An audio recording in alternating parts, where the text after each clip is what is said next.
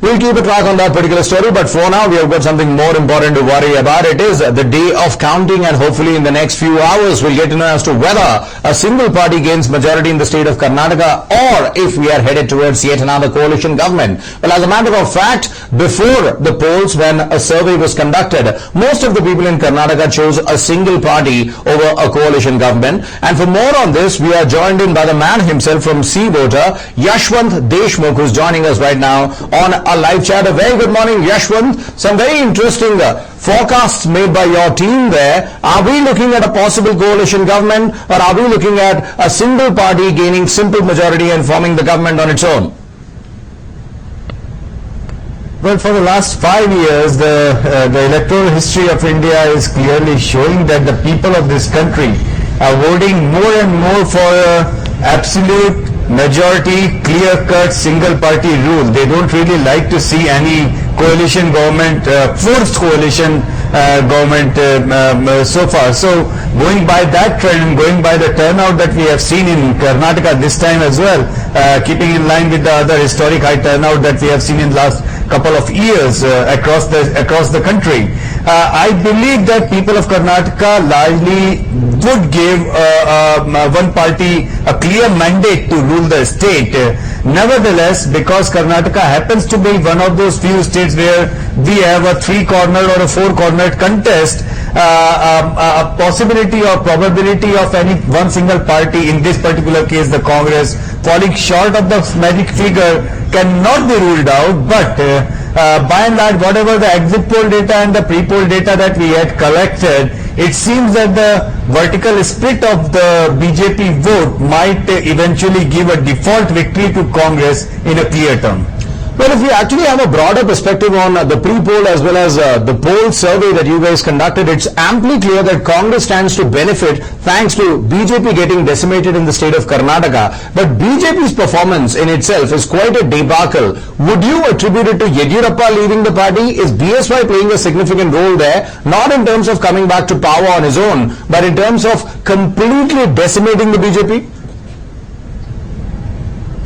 Well, it's an interesting question because plenty of people ask me if Yediyurappa wouldn't have left the BJP, would it have made any difference, or the BJP would have been coming back to power? My answer is no. Still, I would have found it really difficult for BJP to come to power simply because just the caste arithmetics don't really put you in the place. BJP government or the track record of the BJP's government in Karnataka was far below than the expectation that was raised by the BJP during the last elections, far below than the expectation of the people of Karnataka. So even if Yediyurappa wouldn't have left, I seriously doubt that BJP would have been in anywhere near the majority mark today. But yes, what would have made certainly different, that it would have been a very, very close contest, keeping in mind that the misgovernance of the Congress in the center would have nullified the misgovernance of the BJP in the state. Right now, it has nullified even that case. That's why the Congress is not really in a position to gain big swing in terms of votes for itself in Karnataka. But the further division of the BJP made sure that it's virtually a cakewalk for the Congress. If the Congress is unable to get a majority, if the Congress is unable to cross the majority figure as on today, then it would have been nothing but the Congress would have to blame itself that they could not utilize the situation fully. Now, if you go by BJP's history, BJP's track record in the past 5 years, clearly there has been a lot of internal differences. There has been a lot of identity politics, and anti-incumbency factor could have come into play purely because BJP wasn't able to provide a stable government. 3 chief ministers in 5 years is not a very good track record to have. So as you pointed out, even if B.S. Yediyurappa had not left the party, it was quite difficult for BJP on its own to gain majority, or probably we were looking at yet another coalition government in the event of BJP emerging as the topmost party. But was there a possibility for BJP emerging as the topmost party in the event of B.S. Yediyurappa not leaving them? I doubt.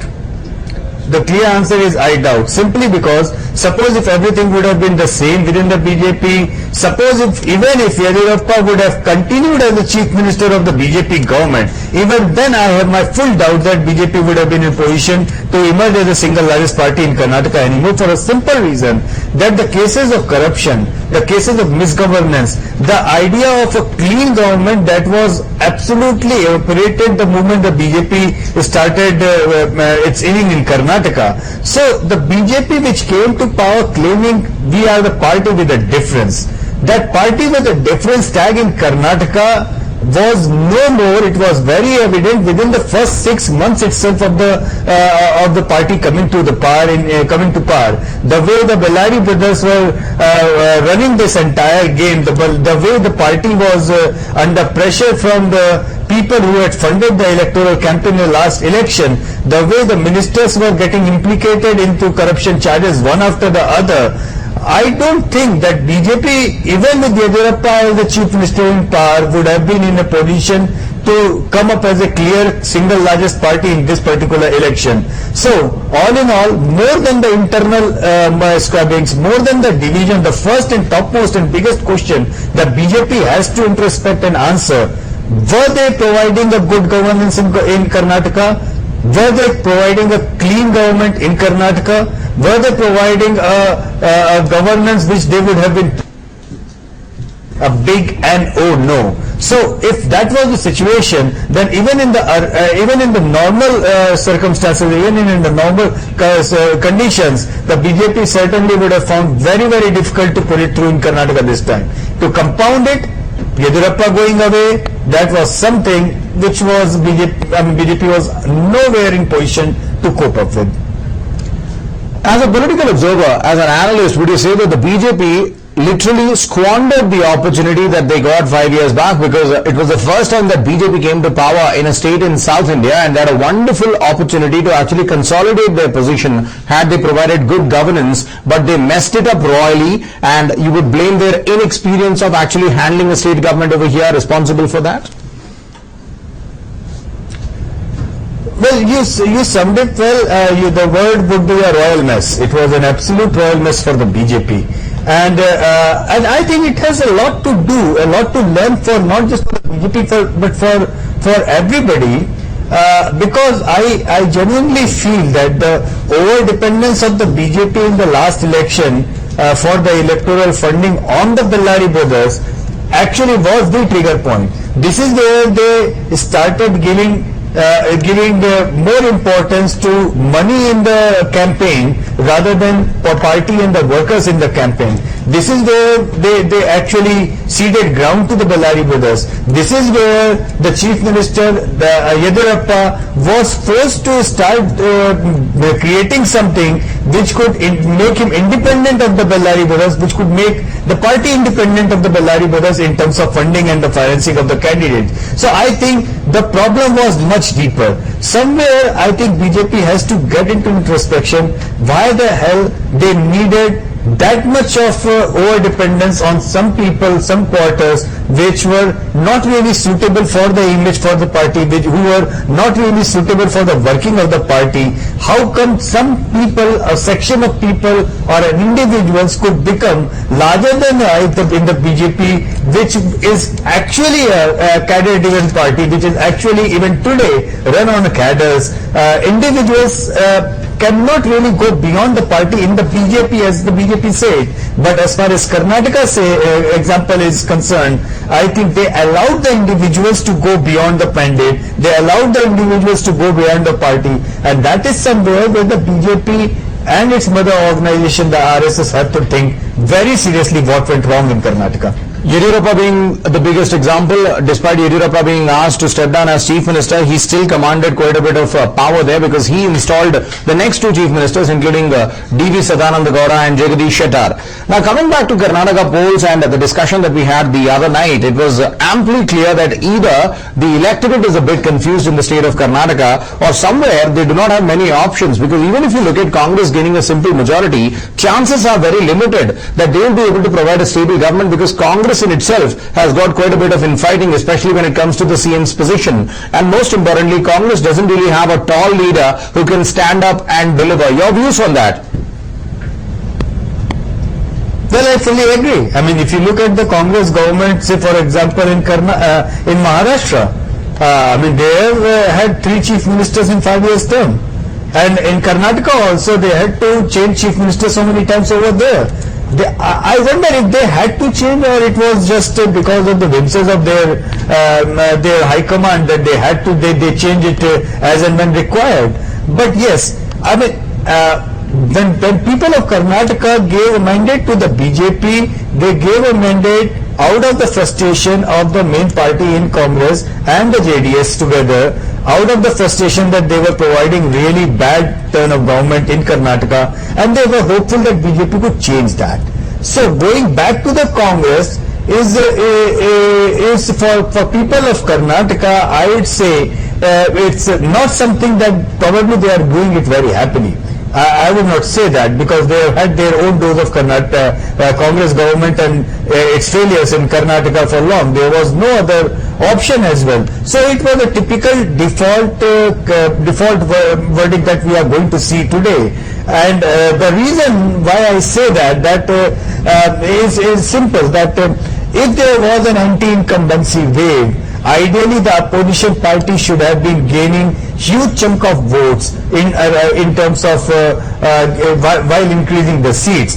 Why in case of Karnataka, today when the results will come out, you will see that there is not really a huge gain of votes for the Congress.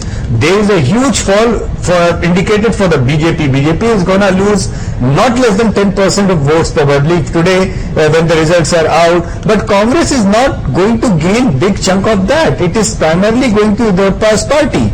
So this itself it's kind of a proof, and of course the results are going to come out pretty soon, and it is a very much possibility that Congress again gain a clear majority. It is very much possibility that BJP might be just decimated, and just because of default Congress might end up having an unprecedented number of seats by default. But that having unprecedented number of seats, it doesn't really matter as long as if you don't really increase your vote share. So that increase of vote share big time, I don't see it happening. Our data doesn't see that happening, and that is why this default victory of the Congress would eventually prove the hollowness of the victory, that the people of Karnataka didn't have a choice. So it was a split and the default verdict. That's what it is going to happen most probably. Generally, research and exit polls and pre-poll survey estimates sometimes go wrong. But in this kind of situation, with that kind of a huge margin of gap, I don't see that the trends can be reversed. I don't see at all BJP can reverse the trend. It's BJP from our exit poll estimates can slip further below. It is I seriously doubt that BJP can go beyond what we have projected in our exit poll.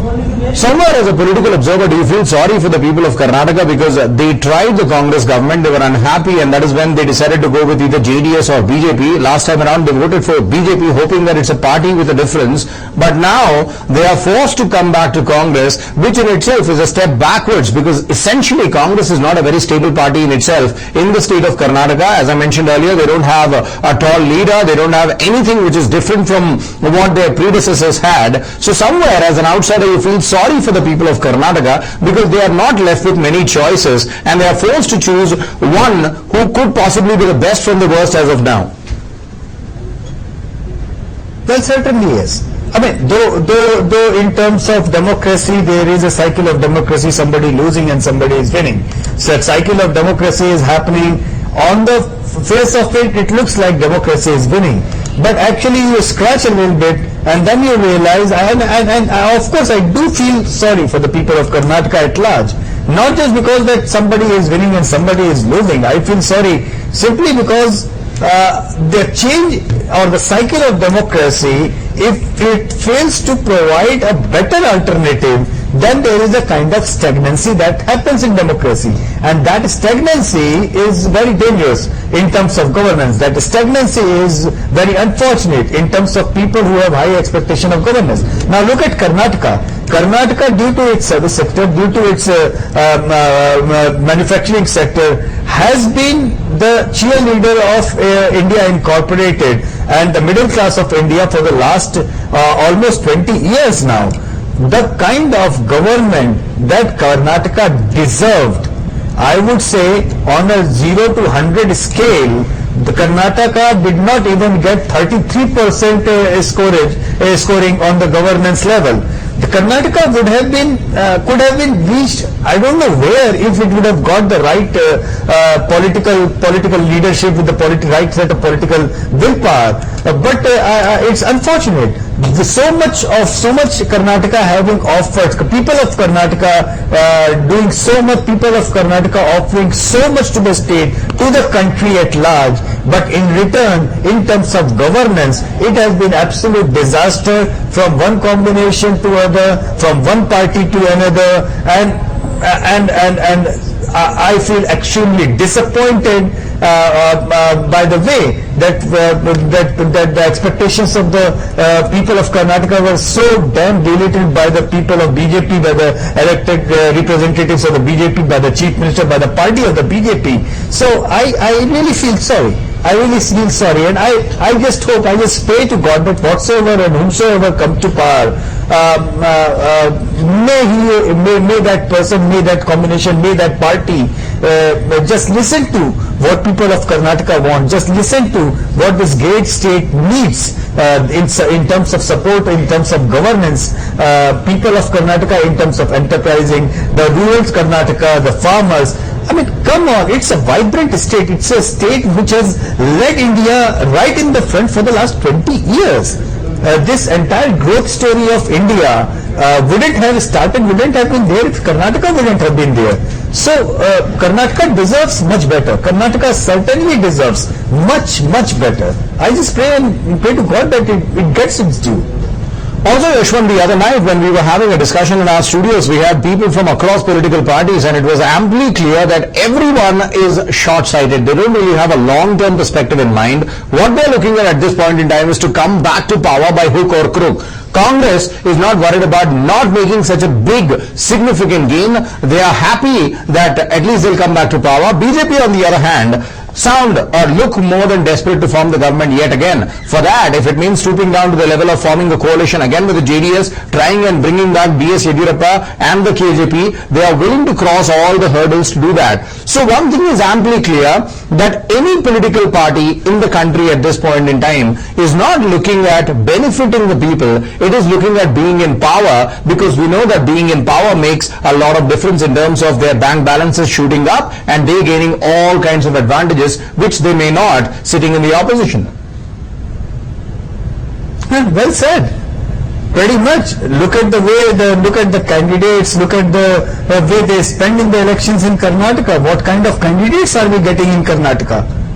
The entire real estate lobby, the way it is putting the money into the election. Look at the quality of the candidates across the party line in Karnataka. What kind of candidates are you getting? Are the party fielding really good candidates in Karnataka? I'm afraid not. Look at the way your channel has reported so many times, the way the people of Karnataka, the voter of Karnataka are being bribed, what kind of money people are spending in elections.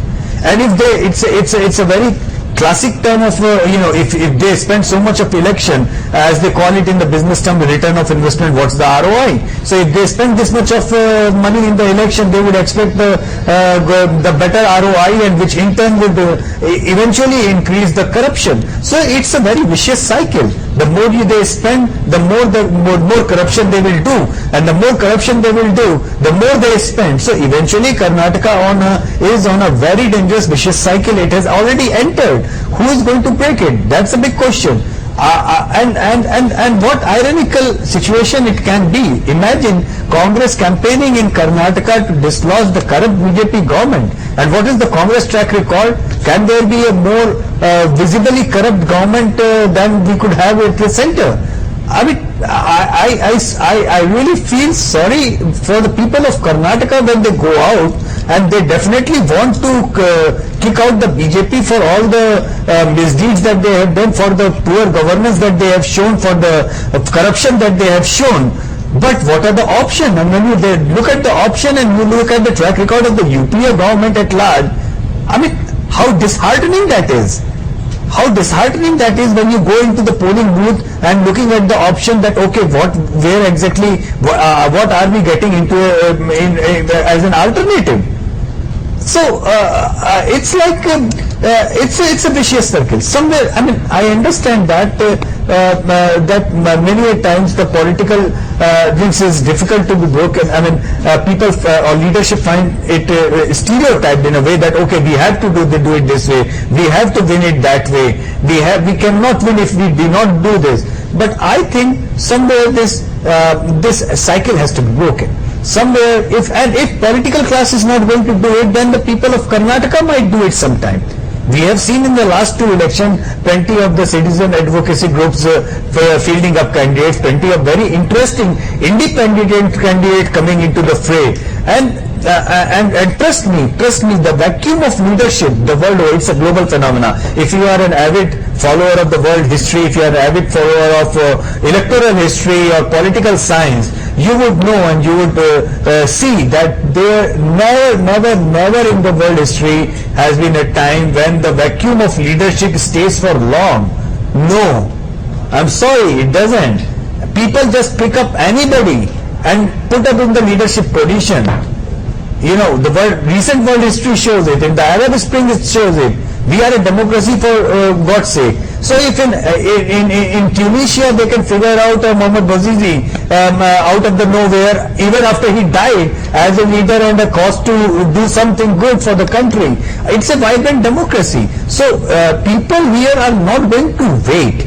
People here are not going to suffer like that. If the main political class, mainstream political parties don't realize it, right, and they feel that they are going to come to power again and again just because there is a Tina factor, there is no alternative factor, I am sorry for them that they are taking it wrong. People of this country, people of Karnataka for that matter, won't take this for long.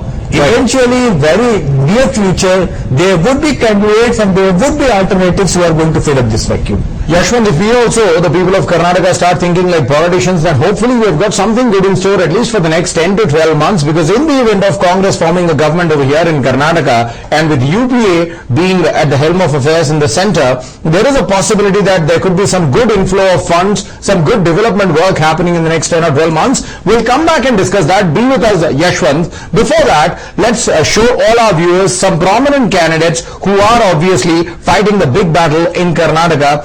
Let's hope that some of them have got something good to share, while the others might just end up cribbing. Take a look at the prominent ones. We'll come back and discuss that. Siddaramaiah, Congress. Siddaramaiah is currently leader of the opposition in the Karnataka Legislative Assembly. He had contested from the Varuna constituency, which is considered to be his stronghold. He had locked horns with the relatively unknown KJP candidate, KP Siddhalinga Swami is Yediyurappa's man Friday and a Lingayat.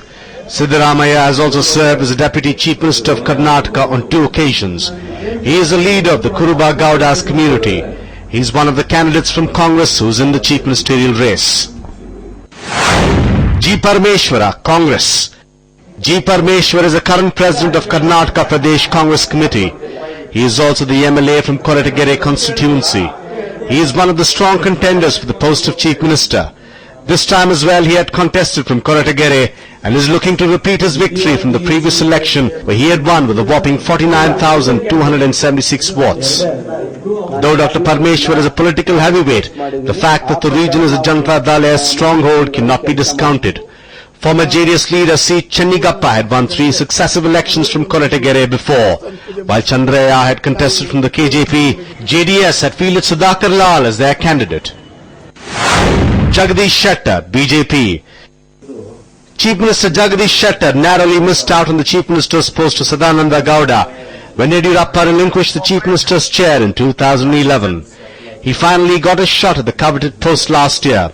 His claim to fame has been that he has managed a scam-free tenure so far. More importantly, Shettar's Mr. Clean image gave some respite to the BJP after it was battered in a series of corruption allegations. His Mr. Clean image is Shettar's poll pitch in the Karnataka Assembly elections. It remains to be seen if he can revive BJP's position in the state. Jagdish Shettar is trying his luck for the fifth time in Hubli-Dharwad Central against potential newcomers Mahesh C. Nalwad from Congress, Tabrez Samsi from JDS and S.S. Patil from the KJP. K.S. Ishwarappa, BJP. K.S. Ishwarappa, senior politician of the BJP, is currently the Deputy Chief Minister in the Jagdish Shettar government. He is an influential leader of the Kuruba Gowda community. He had contested from the Shimoga constituency. It's a do-or-die battle for both Ishwarappa and Yediyurappa. Though Yediyurappa is contesting from the district Shikaripura constituency, both consider the district as their stronghold. Ishwarappa had won with a margin of close to 32,000 votes in the last elections. B.S. Yediyurappa, KJP. B.S. Yediyurappa, who was once considered the face of the BJP, is now actually called the eraser of the saffron flag in the state. After a tiff with the BJP's central command, he parted ways with the party and started his own. He was the first person from the BJP to become the Chief Minister of a South Indian state, even as there was a strong speculation that his party, the KJP, would not win seats. He had confidently said that his party would form the government in Karnataka. B. Sri Ramalu, BSR Congress. Sri Ramalu is founder of the BSR Congress and he had contested from Bellary Rural, in which he emerged victorious with close to 62,000 votes. Though his party is considered to be the underdog, he had expressed confidence of gaining a majority in the polls. H.D. Kumaraswamy, JDS. H.D. Kumaraswamy, the state JDS chief and former chief minister, emerged winner from Ramanagaram in 2008 with an envious margin of about 46,000 votes. He is one of the most acceptable chief ministerial candidates, as revealed by some of the opinion polls conducted in the state. Shobha Karanlaje, KJP. Shobha Karanlaje, touted as a staunch follower of the KJP, was previously a cabinet minister in the BJP government. She had served the BJP in various capacities before being elected as MLC in 2004. She was elected as MLA from Yashwantpur in Bengaluru in May 2008 and was appointed as a Minister for Rural Development and Panchayat Raj in the B.S. Yediyurappa government. She will contest from the Rajajinagar constituency against one of BJP's strongmen, S. Suresh Kumar. So, how will the big guns fare in the 2013 Assembly elections? We will know in just a few hours. A News 9 report. So those are the big guns who are fighting it out in the middle, and of course their fate will be sealed as of today. In fact, their fate has already been sealed, just that they'll get to know about their fate today. We have Yashwant joining us, and we also have my colleague Nolan Pindo joining us from Jayanagar, wherein we have one of the counting centers. I'll come to you, Yashwant, very shortly. Before that, Nolan, good morning. Any action happening there, or are you waiting for the counting officials to come there? Well, very good morning to you too, Ravi. Well, we are waiting. In fact, by 8 o'clock, this is what we're told, that counting will actually begin the process. By around 10:30, that's when the trends should come out. But as of now, the police are outside. There's a heavy bandobast. Let me just show you what's happening in front of the SSMRV College, one of the counting centers in Bengaluru and Jayanagar. In fact, all these people who you see over here have been asked to come here for election duty. They'll be assisting the election officials inside in the counting process. Furthermore, you can also see these particular cars that are coming there on election duty, election observers who will be in fact managing all these other people who have come here. Teachers, BBMP officials, all government officials have been requisitioned to come and assist with the counting process today. Apart from that, security is extremely tight. When we arrived here, say about half an hour back, you had police standing all around outside.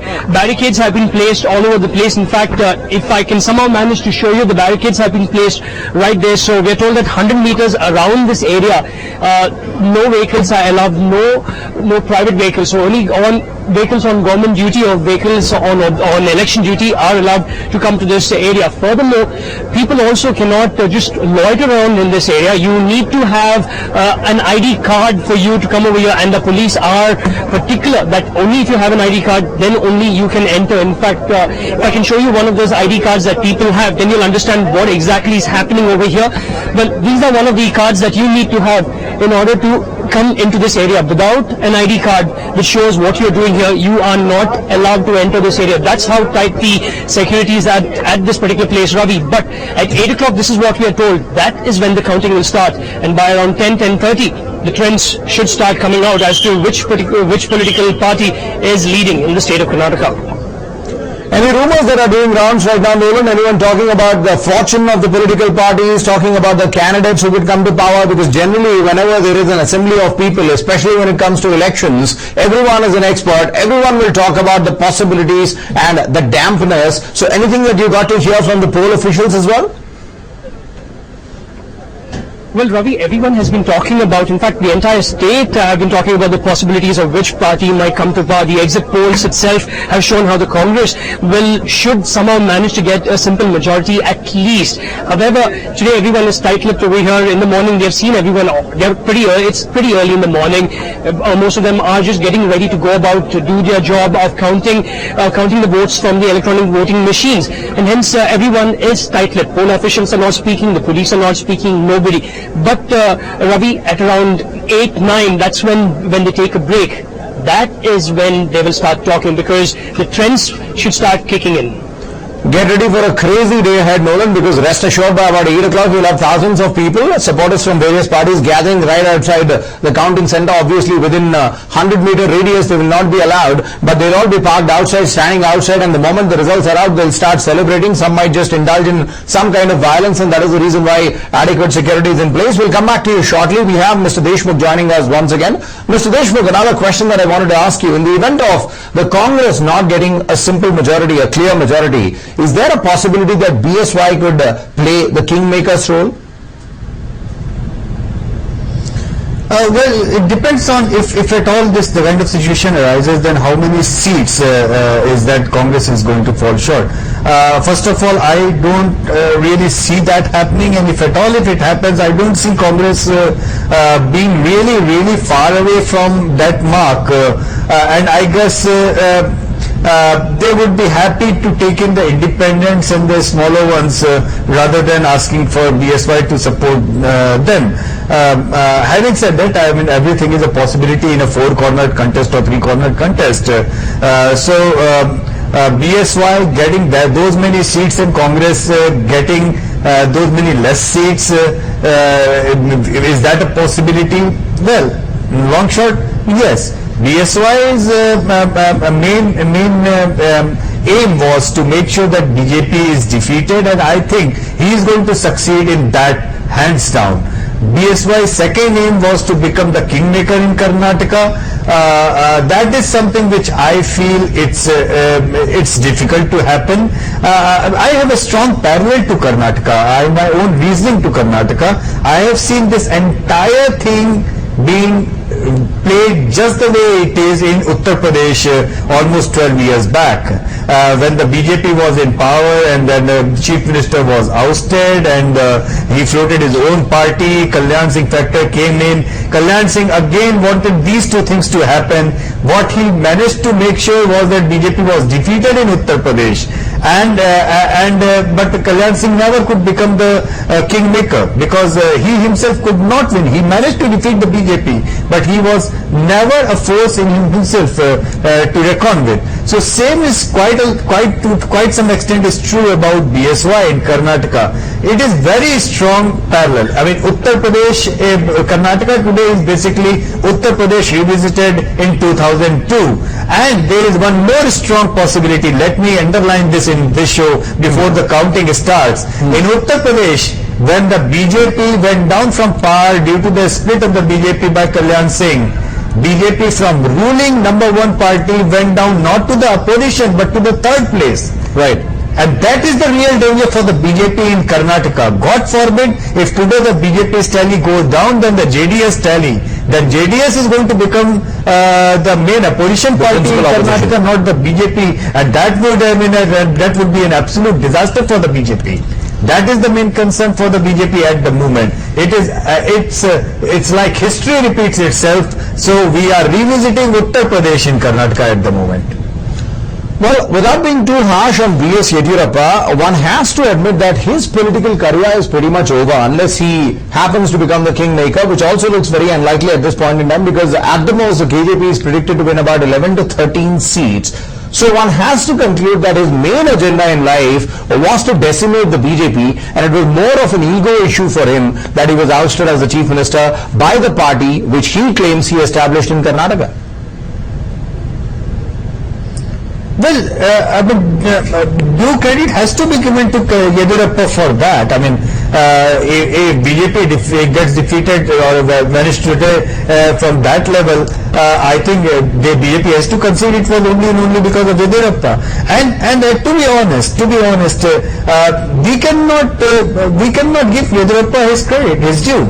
He did contest for the BJP for 40 years. He toiled hard for 40 years for the BJP. It was the BJP that could not manage the home affairs on its own. It was the BJP or the BJP leadership went all the way out and out to be dependent on the Bellary brothers for financing their election. So if Yediyurappa was just trying to figure out a way that he gets enough monetary muscles before the next election, and that is where the slip started. Otherwise, one has to give due credit to Yediyurappa. He still is the tallest leader, one of the tallest leaders in Karnataka. He is still regarded by so many people. I mean, for that matter, tell me which other leader commands this kind of strong loyalty. I mean, in our exit poll, he is roughly polling around 9-10%. In his own belt, he is polling around 20%. That's a very commendable performance. As a political leadership, it's a very commendable performance. He may or may not win those many seats because of the political equations. But the point that he wanted to prove was that he has a strong leadership, he has a strong loyalty of voters, and that strong loyalty is remaining there. That is what makes him relevant. But yes, from here onward, to continue to be relevant in politics, one has to win seats, one has to be in the power equation, in the equation of winning or making the government. And this is precisely Kalyan Singh failed in Uttar Pradesh. He was unable to be the kingmaker and be in the power equation for long. And that is precisely what is happening probably going to happen in Karnataka. If Yediyurappa doesn't reinvent himself, doesn't be in the power equation, it is going to be very difficult for him to sustain. But then there can be always an alternative equation. Having proven his point that he has a loyalty, having proven his point that he can make BJP humble, he can humble the BJP, and BJP learning the things hard way that, it's not Yediyurappa who has failed the BJP, it is the BJP which has failed to Yediyurappa. BJP could not manage, the RSS could not manage the party affairs well. Who did go to the Bellary brothers for the funding? It was the BJP leadership. Right. Yediyurappa did not go on his own. So why blame Yediyurappa? Yediyurappa cannot be blamed solely for the mess of the BJP. The BJP leadership, the RSS leadership has to be blamed for the mess that the BJP has created in Karnataka. They have to revisit that, they have to see that, they have to accept that, they have to concede that. If they do not concede that, I don't see there is any fresh start for the BJP in Karnataka. That's a very interesting point that you made there. It is the BJP's fault that they could not actually manage B.S. Yediyurappa and not the other way around. What kind of bearing will Karnataka election have on the upcoming general election as well as the other states that go into polls before the general election? We'll talk about that. But before that, let's concentrate a bit on some of your findings of the exit polls that were conducted by your team. Interestingly, Congress might just get that simple majority. BJP is a distant second, a fall from grace for the ruling party right now. JDS doesn't really stand to gain much. But if you go to the caste politics, then Yediyurappa's ouster has spoiled BJP's party because they lose out on Lingayats, they lose out on Vokkaligas as well, which might just give us another conclusion that the ouster of D.V. Sadananda Gowda was also a bad move for the BJP because of he stepping down as chief minister, the Vokkaligas will not vote for BJP, and because of Yediyurappa moving out, the Lingayats will choose to stay away from the party, and Jagadish Shettar Shettar, despite being a Lingayat, doesn't really have the pull that Yediyurappa enjoys. I mean, that explains Mr. Shettar is no Lingayat leader. I mean, he is not really that kind of leader kind of leader who can rally the Lingayat support for the BJP long. In the last election, it was the Lingayat voters who feel betrayed by the term which was denied to Mr. Yediyurappa, and they came for the BJP or for Yediyurappa's cause. So somewhere this entire zip-zapping really cost the BJP in a big time. But look at the JDS performance. They have been clean there. If you look at the exit poll figures, the Vocaligas in a quite some number have gone to the JDS. So obviously the caste equations are playing very crucially, very importantly. The urban areas are not that much affected by the caste things, but majority of the rural and the semi-urban areas are still under that influence, like rest of India. I mean, it's not just up to Karnataka; it's about the rest of India as well. The same kind of trends are being played out everywhere else. But BJP, by trying to do this alternative social equation, it's like, as they say in Hindi, na idhar ke rahe na udhar ke. So somewhere they have lost it. Somewhere they lost it big time. They could not come up with an alternative policy. They could not come up with a proper management, political management, I would say. If they would have done a proper political management, I don't see a reason why Yediyurappa should have gone out. They did not learn. BJP did not learn from their own problems in other states, and that is where I think there are lessons to learn for all of them. There are lessons to learn even for Yediyurappa as well. Yediyurappa has seen so many tall BJP leaders leaving the party and biting the dust. In one election, Uma Bharti got some vote, Kalyan Singh got some vote. I mean, all those big tall leaders, Madan Lal Khurana, these are the kind of party stalwarts who always can claim and did claim that they made the party, made the BJP in that particular state from the scratch. Yediyurappa has to learn from those instances that he can be the reason to defeat the BJP, but he cannot constantly repeat that if he is not into the power equation. That's the big thing. Eventually the organization is much bigger than any individual. So somewhere all these things, when the dust will settle down and they are doing the post-mortem of their defeat after the final results are out today, I think somewhere down the lane they will have to sit down and figure out why the hell it happened.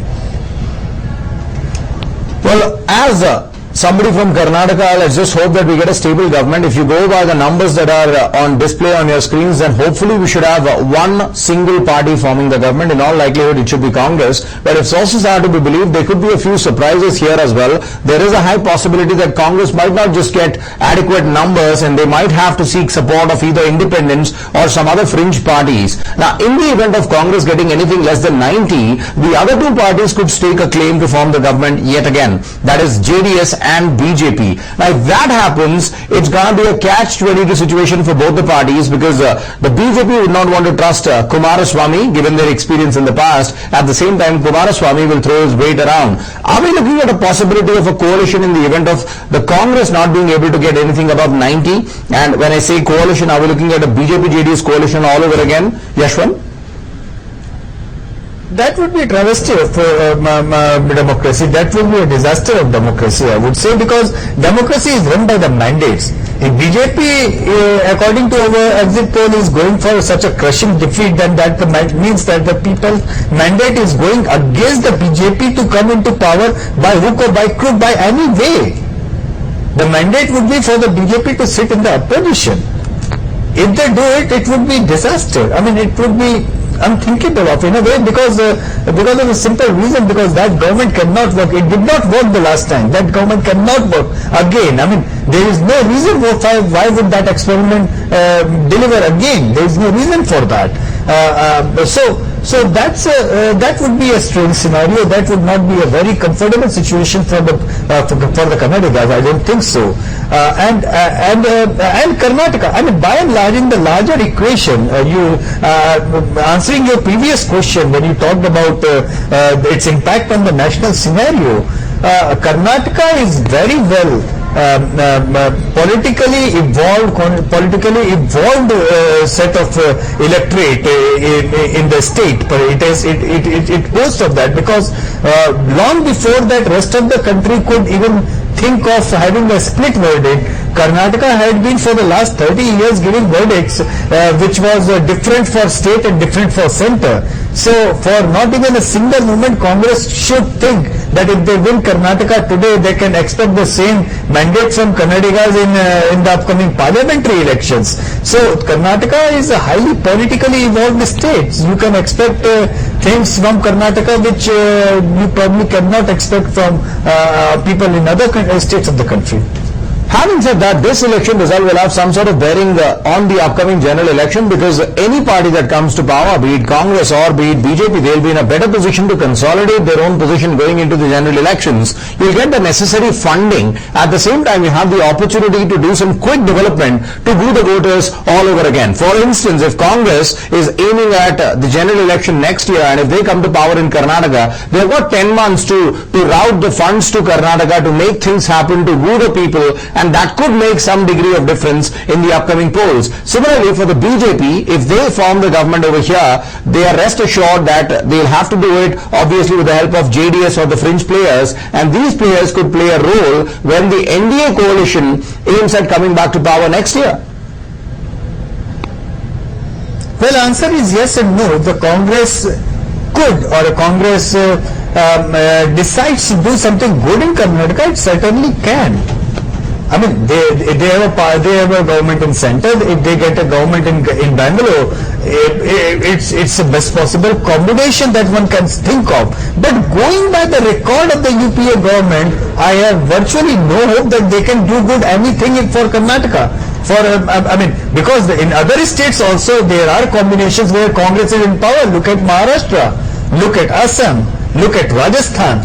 Tell me one single state where the Congress is in power in the state government and they are doing good despite of having a UPA government at center. So, I mean, no doubt they have an advantage. They can do it. They have full possibility of doing it. But apart from being optimistic and apart from being hopeful, I cannot be anything more. I mean, looking at the performance of the UPA government, I don't see that in the next 12 months they can do any good in Karnataka or India at large. It would be absolute miracle, not that a miracle that I wouldn't like to happen. I would love that miracle to happen, but miracles are miracles. Unfortunately, democracy has stooped down to this level that we are hoping that some miracle happens and we get to see some development works, which is very unfortunate given the fact that we have got so much to choose from, but nothing is worth it, because all the parties have been tried and tested in the past 2 or 3 decades, but none have delivered, and which is very, very sad as far as the state of affairs in India are concerned. Yashwant. That's very true. And we have to look into the trends, and we have to look into the results now that pour in, and see how much people of Karnataka have punished the BJP for all the wrong things that they have done, and see if this political class are willing to learn from it, from anything. I hope that when I join you next, by that time the scene will be quite clear what kind of government we are going to get Karnataka, and I just hope and pray whatever comes in does something good for the Karnataka. Karnataka certainly deserves much better than what it is getting. On that note, Yashwant, wonderful having you on our show. Thank you so much for sparing time early in the morning. We hope to catch up once again with you during the course of the day as the results come out. It will be an action-packed day, rest assured, and you'll be a busy man, and we'll keep you busy, rest assured. I enjoy the company. You keep on coming back. Bye. Thank you so much. Yashwant Deshmukh there from C Voter. Obviously, they have made some massive predictions, and if you go by their predictions, hopefully the state of Karnataka will have a single party forming the government, but it's not over till it's over. As they say, there is many a slip between the cup and the lip, so you'll have to actually wait for the coffee to enter your body, which means that you'll have to go through the entire process of cup reaching the lip, and that will happen hopefully by this afternoon at about 12:30, 1 o'clock. We'll get a final mandate, a final number as to which party is leading, which party, if at all, gains a simple majority, or which party is looking at a coalition government. All that and much more. Guess what? It's an action-packed day. We'll have loads of experts and, of course, politicians from across political parties joining us in our studios. We'll slip into a short break at this point in time. On the other side, we'll be joined in by a very senior journalist, Ajay Jha, in our studio. Stay tuned for that. And he has also defeated Gadkar. So definitely a big win for Mr. Siddaramaiah, who's one of those chief ministerial aspirants of the Congress. Well, Ms. Fazal, how do you look at this win?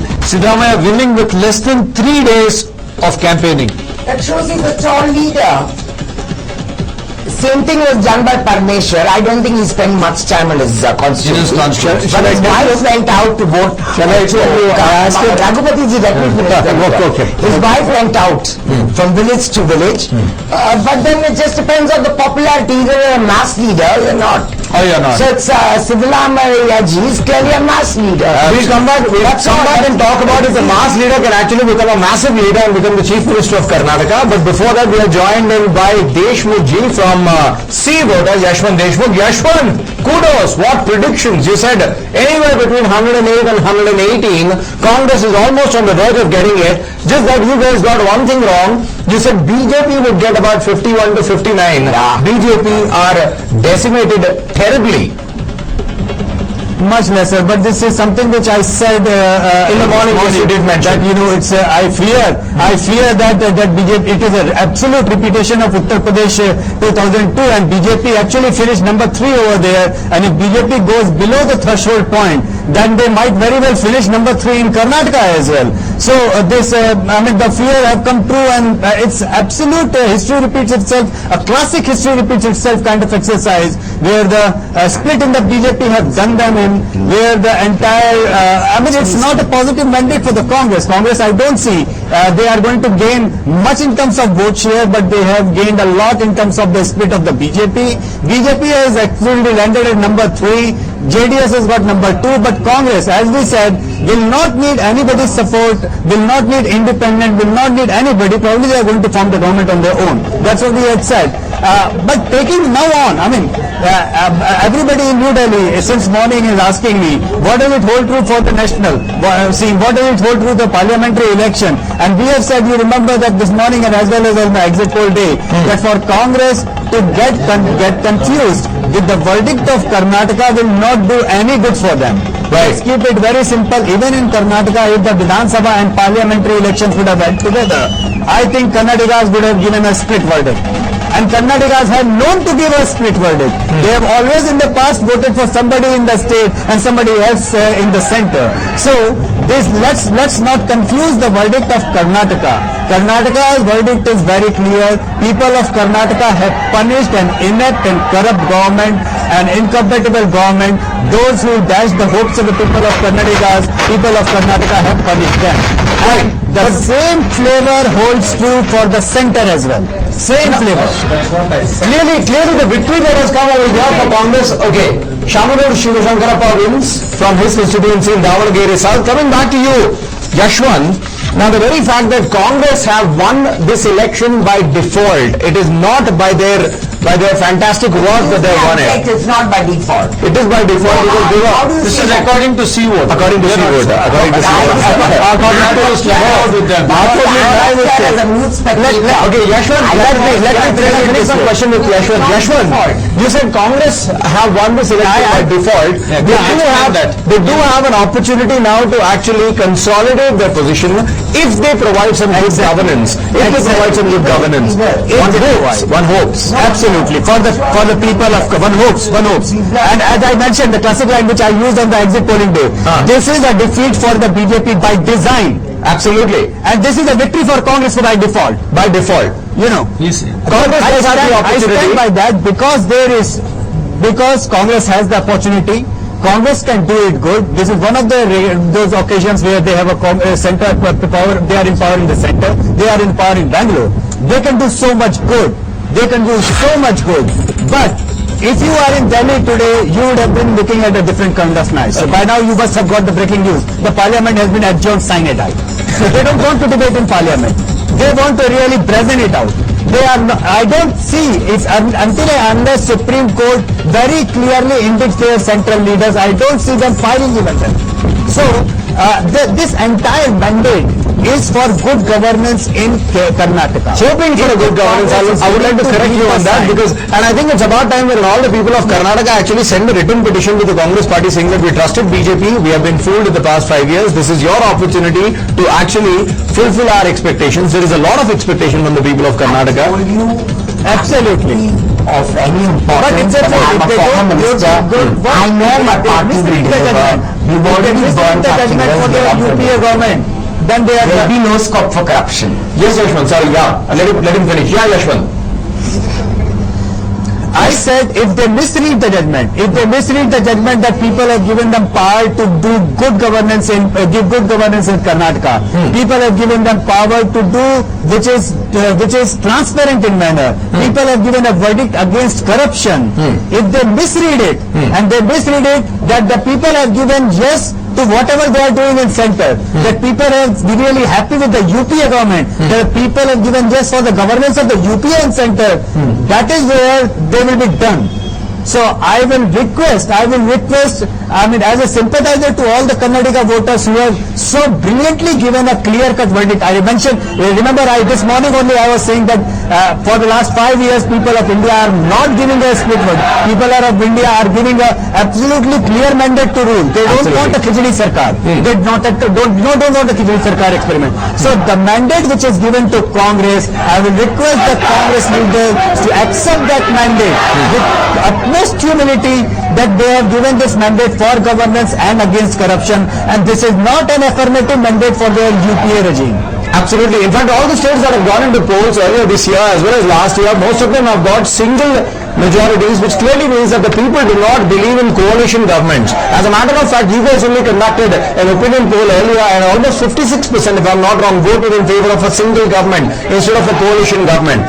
Now, one more question. In all likelihood, Dr. G. Parameshwara looks like will end up on the losing side. Does that simplify the problems for Congress instead of complicating it further? One less candidate for the CM's post?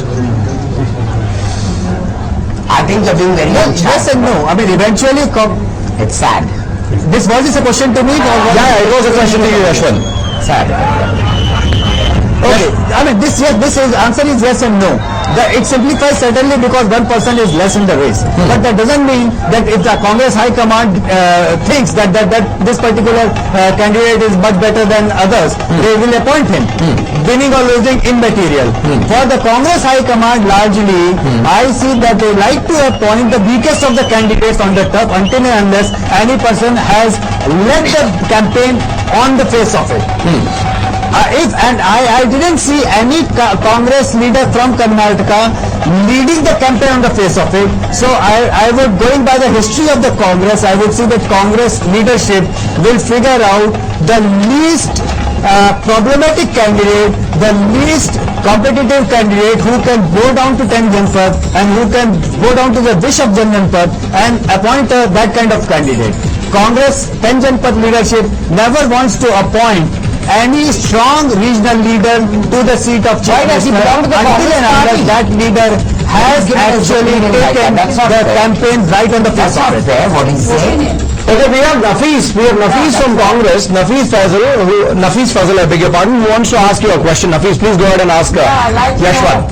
I'd like to know if you belong to the Congress party and you know the nitty-gritty of and how do you say that Janpath will appoint the weakest candidate when Mr. S.M. Krishna came in 1999, he was a man of tall stature and he delivered. Until today they all respect him. So what are you talking about? That Even Y.S. Rajshekar Reddy also, because he was in Congress, he was a my very God, strong he was a individual. stalwart. Very That's strong. why I'm rebattling this. Yeah, so this is wrong. Yashwant, would you like to comment on that? That's precisely. That's precisely what I'm trying to say. Until a very stubborn, straight on the face of it person has led the campaign and won on his own, like Rajshekar Reddy. I mean, those strong leaders who can demand that, they would get it. But if the leadership is not that strong, isn't it fair for the state of Karnataka to get a nice tall leader who can actually stand on his decision and who can deliver the goods for the people? Because it's about time. For the past 10-15 years, the people in the state have been struggling. Yes, can I make a point? What I know of this election, I've been seeing it very closely.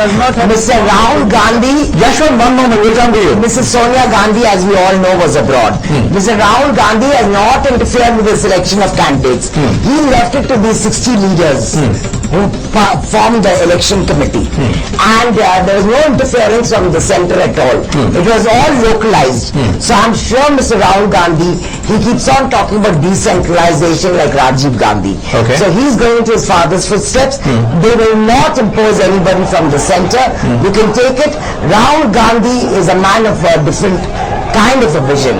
He's not going to impose. So you mean to say that Rahul did not misused by the state leaders because there was so bit of infighting over choosing a I'll candidate? tell you one thing, you don't have to put words in my mouth, you can draw your own inference. can I... How much more clear can I be than that?